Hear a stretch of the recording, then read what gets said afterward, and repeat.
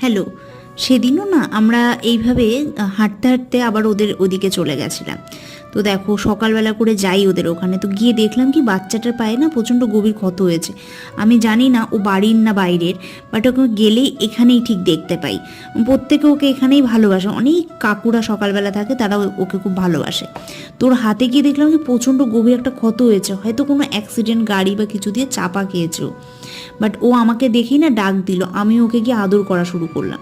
ও ধীরে ধীরে শুয়ে পড়লো আমার কাছে, তারপর আমার কোলে মাথা দিয়ে ঘুমিয়েই পড়েছিল।